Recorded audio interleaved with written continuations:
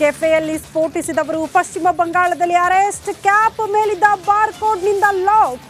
ರಿಪಬ್ಲಿಕಾನದಲ್ಲಿ ಉಗ್ರ ಹೆಜ್ಜೆಯ ಎಕ್ಸ್ಕ್ಲೂಸಿವ್.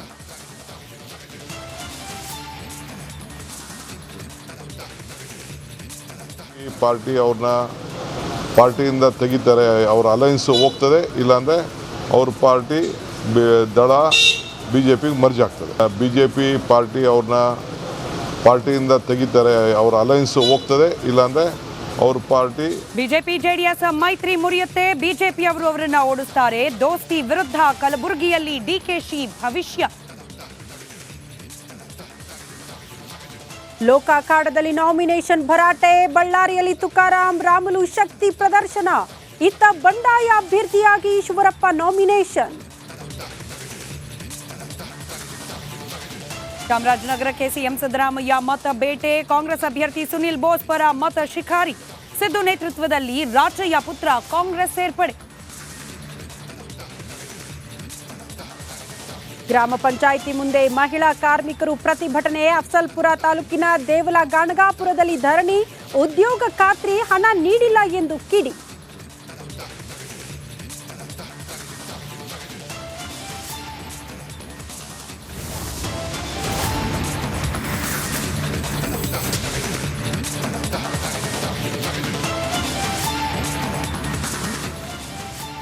ಬರೋಬ್ಬರಿ ತಿಂಗಳಿಗಿಂತ ಹೆಚ್ಚಿಗೆ ಸಮಯ. ಅಂತೂ ಇಂತೂ ಬೆಂಗಳೂರಿನ ರಾಮೇಶ್ವರಂ ಕೆಫೆ ಬ್ಲಾಸ್ಟ್ ಪ್ರಕರಣದ ಆರೋಪಿಯನ್ನ ಶಂಕಿತರನ್ನ ಬಂಧಿಸಿದ್ದಾರೆ. ಆದರೆ ಇದೀಗ ಬಂಧಿತರ ವಿಚಾರದಲ್ಲಿ ಕ್ರೆಡಿಟ್ ವಾರ್ ಪ್ರಾರಂಭವಾಗಿದೆ.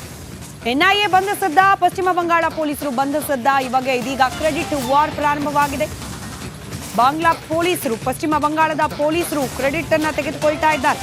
NIA ಬಂಧಿಸಿಲ್ಲ, ಪಶ್ಚಿಮ ಬಂಗಾಳ ಪೊಲೀಸರು ಜಂಟಿ ಕಾರ್ಯಾಚರಣೆಯನ್ನ ನಡೆಸಿದ್ದಾರೆ. ಬಿಜೆಪಿ ಸುಳ್ಳು ಹೇಳ್ತಿದೆ ಅಂತ TMC ನಾಯಕರು ಕಿಡಿಕಾರಿದ್ದಾರೆ. ಕೆಫೆ ಬಾಂಬರ್ಗಳನ್ನ 2 ಗಂಟೆಗಳಲ್ಲೇ ಬಂಧಿಸಿದ್ದೇವೆ. ಪೊಲೀಸರು ಆರೋಪಿಗಳನ್ನ ಬಂಧಿಸಿ ಒಪ್ಪಿಸಿದ್ದಾರೆ.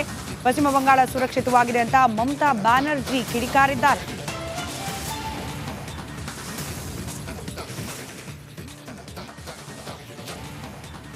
ಕೆಫೆ ಬಾಂಬ್ ಬ್ಲಾಸ್ಟ್ಗೆ ಸಂಬಂಧಪಟ್ಟಂತೆ ಆಗಿರುವ ಬಂಧನ ಪ್ರಕರಣದಲ್ಲೂ ಕೂಡ ಕ್ರೆಡಿಟ್ ವಾರ್ ಇದೀಗ ಪ್ರಾರಂಭವಾಗಿದೆ. ಚುನಾವಣಾ ವರ್ಷ ಆಗಿರೋದ್ರಿಂದ ಯಾವ್ದ್ಯಾವ್ದ್ರಲ್ಲಿ ಪೊಲಿಟಿಕಲ್ ಲಾಭವನ್ನ, ರಾಜಕೀಯ ಲಾಭವನ್ನ ಪಡೆಯುವ ಪ್ರಯತ್ನ ಮಾಡಲಾಗ್ತಿದೆ ಅನ್ನೋದನ್ನ ಗಮನಿಸಿ ಇದೀಗ ಬಿಜೆಪಿ ಹಾಗೆ TMC ನಡುವೆ ಕ್ರೆಡಿಟ್ ವಾರ್ ಶುರುವಾಗಿದೆ. ಖುದ್ದು ಪಶ್ಚಿಮ ಬಂಗಾಳ ಹಾಲಿ ಮುಖ್ಯಮಂತ್ರಿ ಮಮತಾ ಬ್ಯಾನರ್ಜಿ, ಪಶ್ಚಿಮ ಬಂಗಾಳ ಸುರಕ್ಷಿತವಾಗಿದೆ, ಇಲ್ಲಿನ ಪೊಲೀಸರು ಕೇವಲ ಗಂಟೆಗಳ ಅಂತರದಲ್ಲೇ ಬಾಂಬರ್ಗಳನ್ನ, ಶಂಕಿತರನ್ನ ಅರೆಸ್ಟ್ ಮಾಡಿ ಒಪ್ಪಿಸಿತ್ತು ಅಂತ ಹೇಳಿ ಇದೀಗ ಈ ಬ್ಲಾಸ್ಟ್ ಪ್ರಕರಣಕ್ಕಾಗಿರುವ ಬಂಧನದ ಕ್ರೆಡಿಟ್ ಅನ್ನು ತೆಗೆದುಕೊಳ್ಳುವ ಪ್ರಯತ್ನ ಮಾಡಲಾಗ್ತಾ ಇದೆ. ಡೀಟೇಲ್ಸ್ ನಮ್ಮ ಪ್ರತಿನಿಧಿ ಸುನಿಲ್ ನೀಡ್ತಾ ಹೋಗ್ತಾರೆ. ಲೈವ್ ಕನೆಕ್ಟೆಡ್ ಇದ್ದಾರೆ. ಸುನಿಲ್, ಇಂತಹ ವಿಚಾರದಲ್ಲೂ ಬೇಕಾ ಕ್ರೆಡಿಟ್ ವಾರ್? ಏನಾಗ್ತಿದೆ ಸದ್ಯಕ್ಕೆ ಪ್ರಕರಣಕ್ಕೆ ಸಂಬಂಧಪಟ್ಟಂತೆ? ಸ್ಮಿತಾ, ಒರಿಜಿನಲಿ ನೋಡೋಕೆ ಹೋದರೆ ಇಲ್ಲಿ NIA ಅಧಿಕಾರಿಗಳು ಅಕ್ಯೂಸ್ಗಳನ್ನು ಅರೆಸ್ಟ್ ಮಾಡಿರುವಂಥದ್ದು. ಆದರೆ ಇದಕ್ಕೆ ಬೇಸ್ ಆಗಿ ಇನ್ಫಾರ್ಮೇಷನ್ ಕೊಟ್ಟಿರುವಂಥದ್ದು ಸೆಂಟ್ರಲ್ IB ಅಧಿಕಾರಿಗಳು. ಸೆಂಟ್ರಲ್ IB ಅಂದರೆ ಇಂಟೆಲಿಜೆನ್ಸ್ ಬ್ಯೂರೋದ ಅಧಿಕಾರಿಗಳು ನೀಡಿದಂತಹ ಮಾಹಿತಿ ಮೇರೆಗೆ NIA ಅಧಿಕಾರಿಗಳು ಈ ಒಂದು ದಾಳಿಯನ್ನು ಮಾಡಿರುವಂಥದ್ದು ಮತ್ತು ಇಬ್ಬರನ್ನು ಅರೆಸ್ಟ್ ಮಾಡಿರುವಂಥದ್ದು.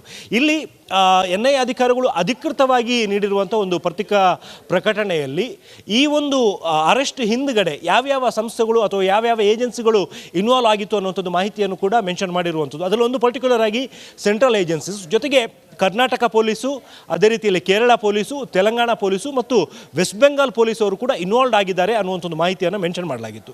ಸೊ ಇದಕ್ಕೆ ಸಂಬಂಧಪಟ್ಟಂತೆ ವೆಸ್ಟ್ ಬೆಂಗಾಲ್ ಪೊಲೀಸು ತನ್ನ ಎಕ್ಸ್ ಖಾತೆಯಲ್ಲಿ, ಅಂದರೆ ಟ್ವಿಟ್ಟರ್ ಖಾತೆಯಲ್ಲಿ ಅಧಿಕೃತವಾಗಿ ಹಾಕಿರುವಂಥ ಒಂದು ಮಾಹಿತಿ, ಅದರಲ್ಲಿ ಒಂದು ವಿಚಾರವನ್ನು ಅವರು ಮೆನ್ಷನ್ ಮಾಡಿರುವಂಥದ್ದು, ಕೇಂದ್ರ ತನಿಖಾ ಸಂಸ್ಥೆಗಳು ವೆಸ್ಟ್ ಬೆಂಗಾಲ್ ಪೊಲೀಸರು ಮಾಡಿರುವಂತಹ ಒಂದು ಕಾರ್ಯ ಏನಿದೆ ಅದನ್ನು ಶ್ಲಾಘಿಸಿದ್ದಾರೆ ಅನ್ನುವಂಥವನ್ನು ಬರೆದಿದ್ದಾರೆ.